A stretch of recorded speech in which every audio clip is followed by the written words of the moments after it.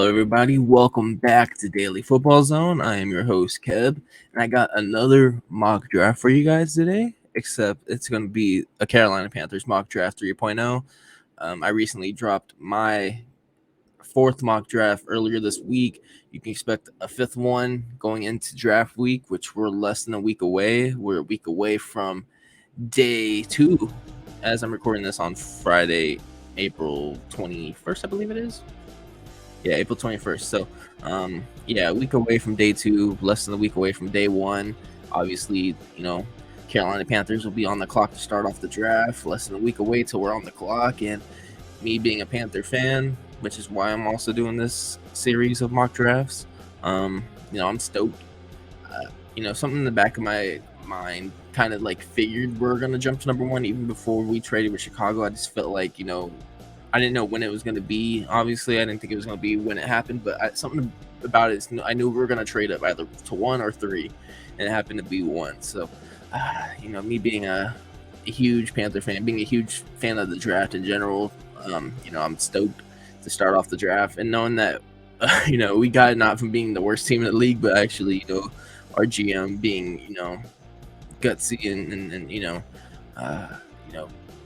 sending a package to get the first overall pick, not holding back and knowing that we want to get our franchise guy, David Tepper, the owner, knowing that he bought this team for $2 billion back in what year was it, 2018 or 2019, and hasn't had any good results since being the new owner. So, and hasn't had good quarterback play. So, being able to pull that off, I think it's still huge. DJ Moore, it sucks, but we gave up, we cleared $20 million off our salary by getting rid of him, dude. So you give him a contract extension last year. He was due $20 million, so that cleared up some cap space for us to get some guys. And I'm sure after the draft, we're still going to pick up some key guys. I know we're going to get an edge in the draft. I still think we're going to bring in another veteran. We still got guys like Melvin Ingram and Frank Clark and a couple other edge rushers, Clowney, Justin Houston. There's a couple veterans out there that I think that we could still bring in after the draft, get them on a veteran minimum, maybe 1-year deal, several million. Because I know we still got some cap space to use. I just think that we'll get a young guy. We got Brian Burns, who we eventually need to lock up. I'm sure that's going to be a big plan. A big thing they're going to end up doing before next offseason, of course. But bringing another a young edge rusher, and then a veteran, I feel like can be in the mix come after the draft and during the draft. I think it's likely. I know we got pick 39. I could be an edge rusher right there for sure. With the moves, getting Thielen and signing Chark and bringing in Demir Bird and still having Laviska and Terrace Marshall Jr. Do I think we're going to go wide receiver at 39? I mean, we still could, but I don't think it's likely. Especially after bringing in Demir Bird, I don't think we'll go that early getting a receiver. I think maybe in the 3rd or 4th round we could possibly get the receiver right there. We'll see. I'll pull up the mock draft simulator though. Here it is. I didn't plan nothing. I'm going off the jump with this. I didn't even have anything planned like I've been doing for my mock drafts. I've been planning it out and knowing where I want to put people. But since this is just Carolina Panthers mock draft, I'm just using the simulator and seeing what options the simulator gives me. Obviously, simulators aren't always going to be accurate, of course. I know the last time, the last mock draft 2.0, Carolina Panthers 2.0, they had Dalton Kincaid there at like 39 or something like that, and I don't think he'll be available there. He's been mocked as a first round guy, so I don't think Kincaid's going to be there. Even though in that situation, I gave us Kincaid due to the fact that why not? But I also made a trade with Houston too. I don't think we're gonna. I'm not gonna do a trade with that. I had Houston jumping up to 1, and then us going to 2 and getting their 33rd pick, and I'm gonna stay at 1. Even though it might happen if Houston's really sold on Bryce Young and they want to give us pick 2 and hopefully 12. If not, I'll settle for 33. I'm all for that too. I still rather have Young than Stroud, but I wouldn't be angry if we drafted Stroud. I'd rather have my dream scenario happen instead of drafting Stroud at 1.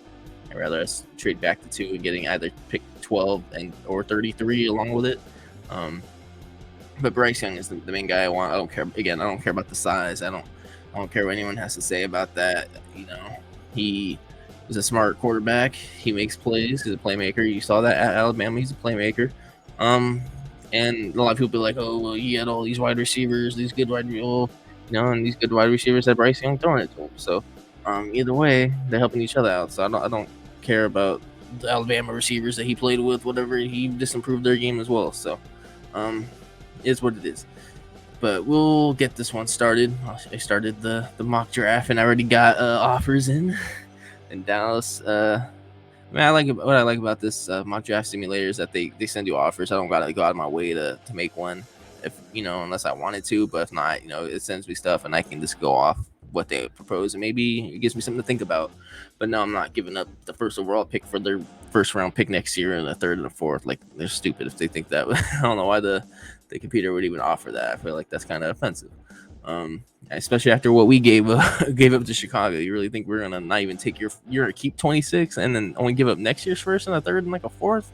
No, that was kind of a stupid offer. But I do like that though, because like, say at 39, maybe if I can move a couple back spots back and get some extra picks, because we only have 6 picks going into the 5th round and nothing else after that. Maybe we want to accumulate more picks later in the draft. We'll see. But obviously I'm staying on one, and I'm drafting Bryce Young there, and see what we end up with at 39. We might get some trade proposals, of course. This mock draft simulator, this NFL mock draft database simulator, it's all right.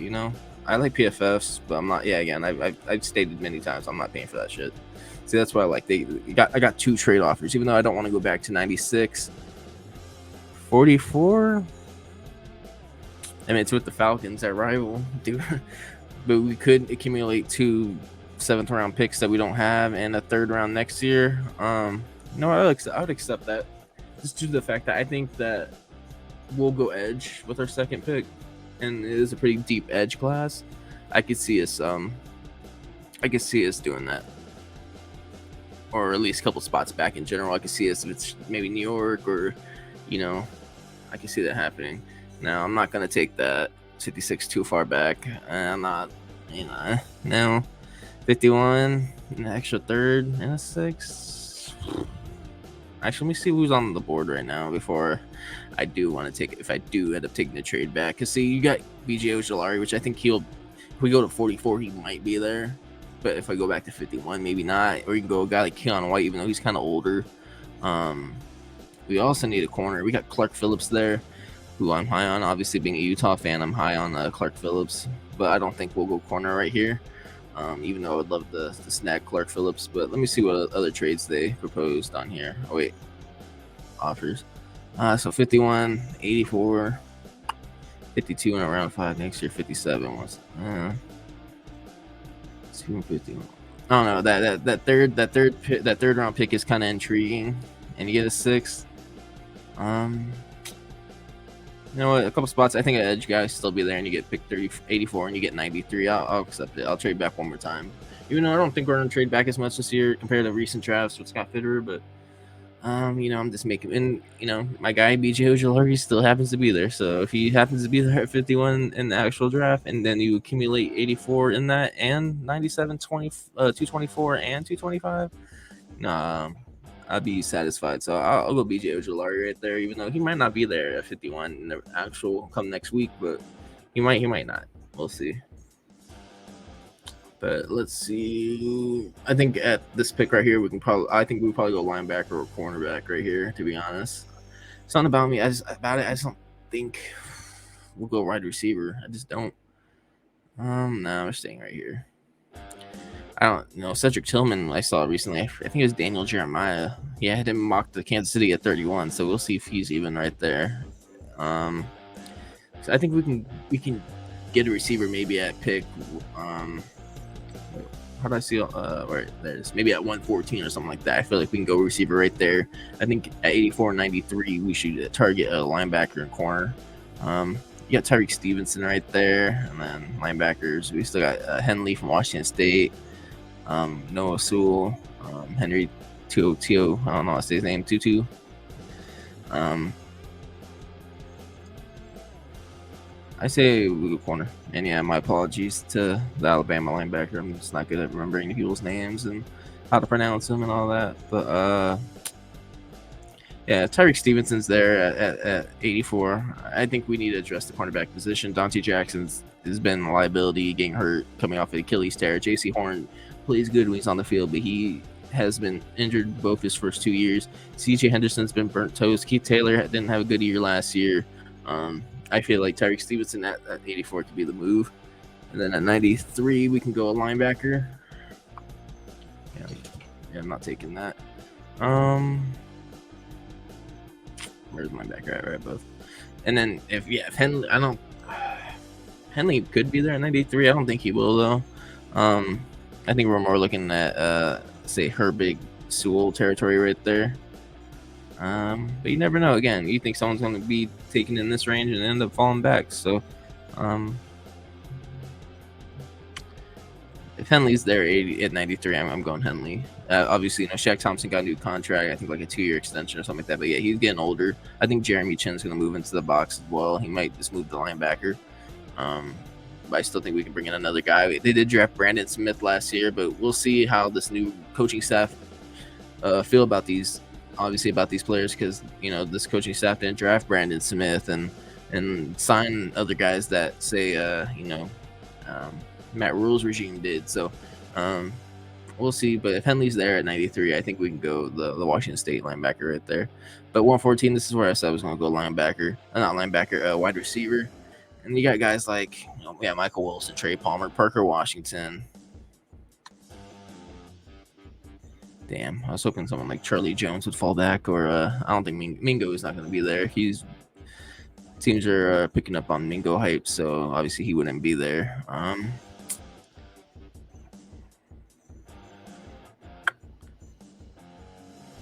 No, I might skip. Let's see who else is on the board right now. JL Skinner, Brian Young. I say I think we actually might go interior O-line right here. Unless we want to wait longer. I say we go the linebacker. Not the linebacker, the Alabama lineman right here. Give it a C+. But, Brady Christensen suffered a broken leg. Austin Corbett suffered a torn ACL. And those injuries were both late in the year. So they might not be healthy to even start the year. I know we got, what's his name, Justin McCray from Houston. And we still got Cade Mays, but we still need more depth at the offensive line, and interior offensive line. And as much as I'd love to go wide receiver, I think we could wait and possibly at 132, say if Michael Wilson's there for us, Parker Washington, or Wicks from Virginia. I think this will be the spot where we can go wide receiver. I don't think we're gonna get one in the top, especially top 93. We might, but you bring in Thielen, who is getting old. You have DJ Chark, who's on a 1-year deal, but you still got Terrace Marshall Jr. You bring in Demir Bird, and you still got Laviska Shenault. And next year's free agency class is gonna be deep with receivers. And or you can go next year in the draft and maybe at round 2, since we don't have a round 1 pick, and round 2 or whatever, maybe get a receiver then. But that's the thing. If you're thinking future wise, maybe get a receiver earlier right now. But I think there's more needs at the moment, and I think when it comes to next year, especially in that free agent group, I think that'd be more worth it compared to now, especially when you got holes to fill, especially with the interior offensive line being question mark with the injuries to Christensen and Austin Corbett. But right here at 132, I'll go Michael Wilson right there.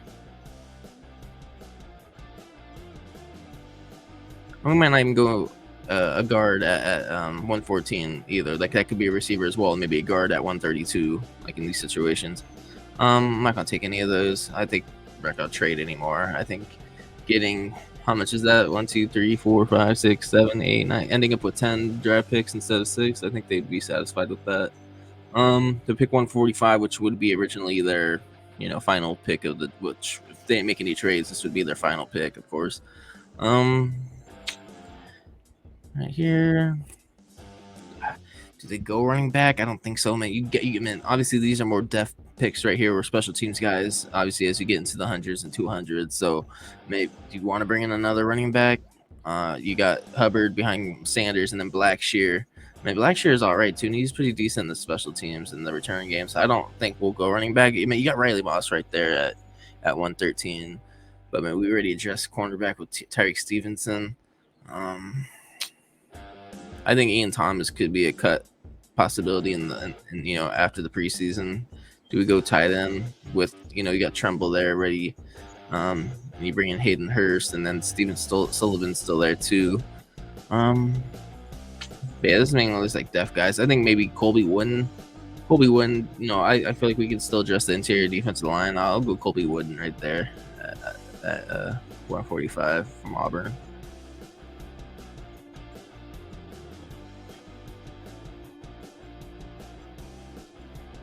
But yeah, now these were just like luxury picks from trades I made. So we got 3 more picks that we wouldn't be having in real life if they decide not to make any trades. We'll see come draft day. Obviously on day 2, I don't think day 1 we're not going to be trading out the first overall pick unless my dream comes true. If that's the only dream scenario I want, the trade scenario I want, I wouldn't want to trade back to 3 or whatever. Just due to the fact that you got to end up with Young or Stroud. I hope it's not Richardson. This he is too up and down for me in college to want to take that risk. I don't care about the size and the potential and all that. I hate the Cam Newton comparison. I don't care if they're big bodied quarterbacks that are mobile. That's a lazy comparison because Cam Newton going into the draft, he won the Heisman. Took his team to the damn national championship. Fucking what the hell has Richardson done? He obviously didn't do any of that. He hasn't won the Heisman, didn't win the national championship. So you can compare them when it comes to size. When it comes to the gameplay and the tape, I hate that comparison because they're nothing alike. There's similarities, but I still hate that comparison just due to the fact that Newton in his 1 year at Auburn was more successful than Richardson in his whole career at Florida. Like, it's just, I don't know. I just feel like that's kind of a lazy comparison in my opinion. I guess the size comparisons is valid, but not the play. The play isn't. But at 197, here we are again. I say right here at 197. I'll give him a Kai Garner. Give him another corner. Just bring in depth. We'll see if if he's a guy that makes the roster, be a special team guy, be a practice squad guy. Again, with the injuries we've had at the cornerback position, especially late last year, especially when it came to trying to beat Tom Brady for the division and ending up losing that game, we're hurting at corner. And the GOAT, obviously they found a way to beat us. But now we got back-to-back picks to end the draft, our draft. I'll go Ronnie Bell right here. Just bring in another receiver for the fuck of it, and then I guess Will Mallory from Miami. Just bring in another tight end to compete with Steven Sullivan, and I think they should cut Ian Thomas. Obviously, he's getting paid way too much. Got a contract extension, I believe it was last offseason that he didn't deserve. Obviously, our coaching staff was stupid. Matt Rule was obviously not fit to be a head coach in the NFL. But pretty much, yeah, to recap, my Carolina Panthers mock draft 3.0, my third mock draft. Bryce Young, number 1, who's obviously the favorite as of right now and probably will be the favorite heading into next week's draft. Traded back twice to 51 to get BJ Ojulari, edge at LSU, and then used that 84th pick to get Tyreek Stevenson, corner out of Miami. I picked 93, linebacker Diane Henley, Washington State. At 114, Emil Achior Jr., guard out of Alabama. At 132, went wide receiver Michael Wilson out of Stanford. At pick 145, which would be originally our last pick, went Colby Wooden, defensive line out of Auburn. At 197, so the next 3 picks were just luxury picks that I made out of trade offers that I received. I got Mekhi Gardner, cornerback out of LSU. At 224, got wide receiver Ronnie Bell out of Michigan, and then at 225 to end our mock draft, I got Will Mallory, tight end out of Florida. So 2 LSU guys, 2 Miami guys, 2 Alabama guys, doubling up on college players right there. I'm sure those players would love to remain teammates. Pretty much, yeah, that's my mock draft 3.0 for the Carolina Panthers. You could probably expect one more probably next week, next Wednesday or so, probably the day before the draft, or maybe the morning of the draft, release a fourth mock draft for the Carolina Panthers. And you can expect another full first round mock draft out of me next week as well, probably on Monday or Tuesday. And then I'm trying to get the Daily Football Zone as a crew to. At this point, I'm gonna say we're gonna release one more. So the Daily Football Zone mock draft 4.0, we're gonna have that out no later than Thursday morning as well. I hope to get everybody on there so we all can discuss that. And it's gonna be a predictive mock, just like based off what going into that week, what we think is gonna happen. Obviously, a lot of these mock drafts, and that's the thing I hate about when people like want to like be negative towards mock drafts. All this is based off really what you would. A lot of people do it based off what they would do. Not everyone's mock draft is predictive what they think is going to happen on draft day. This is like right now. This is what I would do for the Carolina Panthers if I was the GM. If I was given those trade propositions, like proposals, I would take them or not take them. Like this is based off me. Obviously, I don't know what the GM Scott Fitter would do. This wasn't predictive. This is me. If I was the GM and what I would think they do. And a lot of people in the comments like, oh, why do they think this person will be this and that? Like I see it on other people's mock drafts. If it's a big guy like Daniel Jeremiah or Bucky Brooks or whoever, like you're like, oh, this guy's stupid, like blah, blah, blah. And like, do you know if this is what they predict or is it a if they're the GM? Some may be predictive, but then I listen to podcasts and they state in their podcast this is what they would do, not predicting the damn drafts. And some people might not try to put out content of doing that until draft week, which is what I and the rest of the Daily Football Zone crew plans on doing. Is we're going to do a predictive one during the draft week, but our first 3 that we've done, like this is mainly what we do if we're the GM of that team.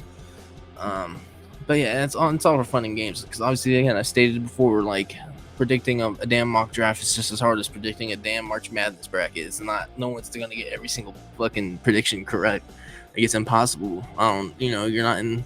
Obviously, we're not in these dang front offices, especially us that are just making content. We're not even connected to any sources or anything. Like I don't have any sources like Schefter and all these other guys. Fucking Todd McShay and Mike Mayock, and I don't even think speaking of Mike Mayock, I don't even think he's not even in the draft world no more after his stint with the GM as the Raiders. But I was thinking of Mel Kiper Jr. I meant, not Mike Mayock, but Mel Kiper.